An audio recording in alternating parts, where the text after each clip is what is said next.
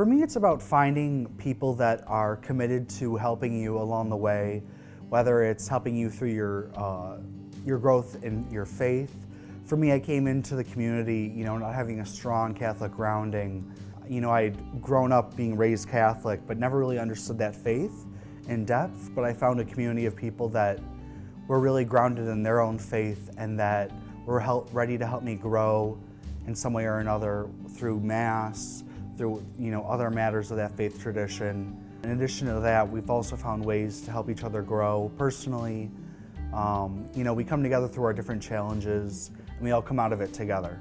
I think to live in an intentional community setting means to really wrestle with yourself and with others, and to grow as an individual, but as a community. And I think, personally speaking, from my vantage point,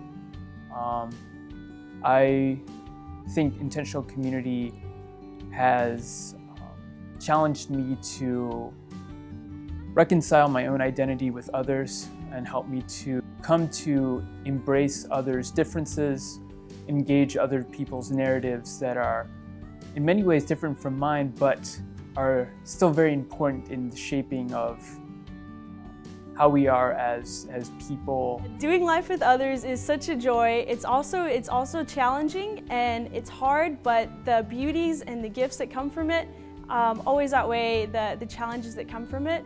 Living with others, I've never had brothers growing up, so now that I live with two guys, that's always been very interesting, but they're really great. They leave the seat down and everything, so no problems there. But besides, we don't just live together, we do life together. So from our different ministries, coming home and sharing our days and sharing our faith, sharing our interests, whatever they may be, we're all so different. We come from different parts of the country, that it's been a great adventure so far. Just kind of as a precursor, we all are part of various ministry sites, and that's really part of the body of the program.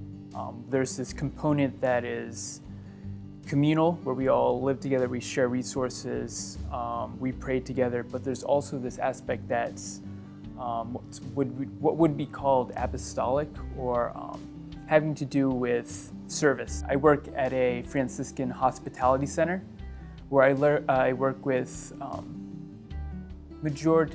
primarily lower income folk. And my role spans various titles. In many ways, I'm a cook when we have a luncheon on Thursday. Monday and Wednesday includes me teaching computer class. And then Tuesday we have a bingo event. And so my particular role is very diverse. We're able to really connect with them on the various programs that we provide, through the computer classes, through the luncheon that we provide on Thursdays. And so it's really drawing from this center of forming relationships, creating connection with people. So for me, I'm at the Family Counseling Center of St. Paul's in Wilmington, Delaware. And at that Family Counseling Center, we work largely with the uninsured or underinsured, meaning that people might have insurance, but the insurance is so low that it might not allow them to afford copays, especially for mental health matters. And in that regard, the Family Counseling Center offers services for those and is willing to work with them in terms of, finding affordable health care, mental health care especially, within the area, largely for the Hispanic community as well, in which there's such a demand for culturally competent counselors who are both knowledgeable in Spanish and in English to provide mental health services. So my ministry site is at the Aquinas Center in South Philadelphia, which is a very diverse community, lots of different cultures. And one of the things that I'm doing in my ministry in particular is our parish has sponsored 2 families seeking asylum from Eritrea. So a lot of what I do is being present to these people, whether it's going to their house and watching Tarzan with the 5-year-old kids, or helping them in English class.